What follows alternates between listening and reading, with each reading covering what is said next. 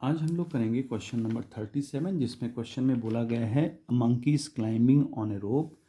Monkey rope में climb कर रहा है by over a smooth light pulley and supports a block of equal mass at the other end show that whatever force the monkey exert on a rope, the monkey and block move in same direction with equal acceleration. If initially both were arrest, their separation will not change as time passes. देखिए, एक बार फिर से हम diagram बना लेते हैं। ये हमारी जो है पुली है और इस पुली में यहाँ पर मंकी है और ये मंकी जो है इस रोप को पकड़े हुए है। यहाँ पर एक वेट लटका हुआ है जिसका मास मंकी के मास के बराबर है, जिसका मास मंकी के मास के बराबर है, यानी दोनों मास आपस में इक्वल है। क्वेश्चन में बताना है कि अगर ये ऊपर चढ़े तो दोनों के एक्सेलरेशन जो है सेम होंगे, यानी कि एक्सेलरेशन दोनों के इक्वल होंगे। ये शो करिए, दिखाइए। और उनका जो सेपरेशन है वो टाइम के साथ चेंज ना हो। मतलब देखिए, समझिए बात को। जैसे सेपरेशन का मतलब हुआ एक ब्लॉक ये है और एक ब्लॉक ये है। अगर दोनों ब्लॉक सेम एक्सेलरेशन से अगर मूव कर रहे हों तो इनके बीच की जो डिस्टेंस है वो बदलनी नहीं चाहिए। ऐसा नहीं कि एक ब्लॉक यहाँ आ जाए और एक ब्लॉक यहाँ आ जाए।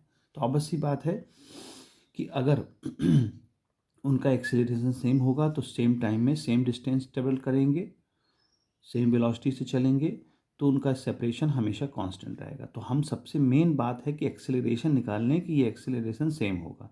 जब एक्सेलरेशन सेम होगा तो ऑब्वियस सी बात है कि दोनों की डिस्टेंस आपस में बराबर हो जाएगी, हमेशा बराबर बराबर डिस्टेंस रहेगी।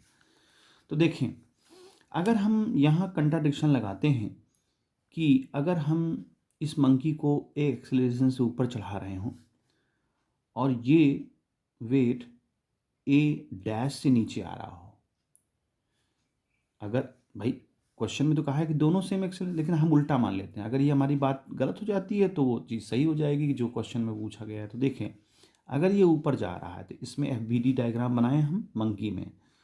तो देखिए, ऊपर जा रहा है तो टेंशन ऊपर की तरफ रहेगा, तो टेंशन से हम इसका वेट माइनस कर लेंगे और रिजल्ट आएगा m/a। ये इक्वेशन 1 हो गई। सिमिलरली इसके लिए देखें तो ये चूँकि अब हमने इसको नीचे लेके आ रहे हैं एक्सेलरेशन से, तो इसका वजन नीचे की तरफ आएगा और टेंशन जो है ऊपर की तरफ होगी और इसका रिजल्ट क्या आएगा, m/a'। ये इक्वेशन 2 हो गई। अब अगर इन दोनों इक्वेशंस को हम ऐड कर दें तो रिजल्ट क्या मिलेगा, t से t कट जाएगा, क्या बचेगा, mg minus mg ma plus ma'। यहाँ देखिए mg भी कैंसल आउट हो गया, तो रिजल्ट क्या आया हमारा, ma is equal to minus ma'। अब m से m भी आप हटा दीजिए तो क्या आएगा result, a equal to minus a'। देखिए, दोनों के मैग्नीट्यूड तो सेम हो गए बट डायरेक्शन अलग हो गई, क्योंकि a' यहाँ माइनस में आ गया। इसका मतलब हमने जो एज्यूम किया था कि a' नीचे की तरफ है वो गलत हो गया, यानी a' ऊपर की तरफ ही मूव करेगा। और दोनों के मैग्नीट्यूड भी सेम हैं। अगर मैग्नीट्यूड देखें तो दोनों के मैग्नीट्यूड भी सेम हैं।